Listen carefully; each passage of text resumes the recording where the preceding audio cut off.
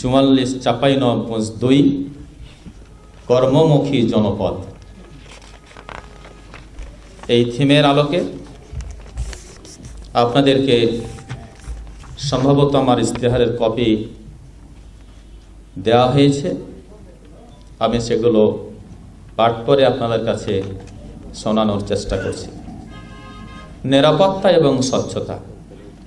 আসনের প্রতিটি ইউনিয়ন ও পৌরসভাকে সমৃদ্ধ, উন্নত, নিরাপদ বাসস্থান হিসেবে গড়ে তোলা এবং সন্ত্রাস, চাঁদাবাজি, দখলদারি ও মাদক মুক্ত করা। 2 নম্বর, উন্নয়ন পরিকল্পনা প্রণয়নে সকল শ্রেণী, পেশা এবং দলকে সম্পৃক্ত করা।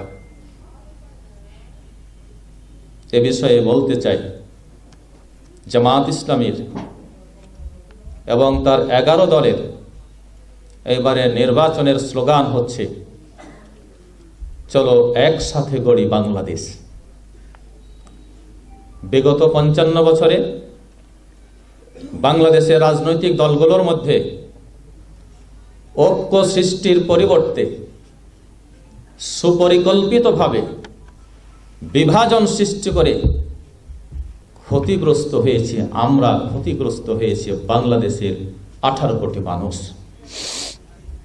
এজন্য জামাত ইসলামীর এই দেশের সকল ধর্মের, সকল দলের মানুষকে সাথে নিয়ে ঐক্যবদ্ধ বাংলাদেশ করতে চাই, উন্নত বাংলাদেশ করতে চাই।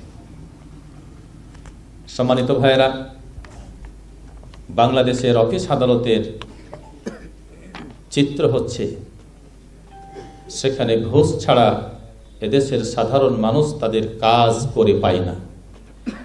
এই জন্য আমি ঘুষমুক্ত চাকরি নিশ্চিত করব ইনশাআল্লাহ।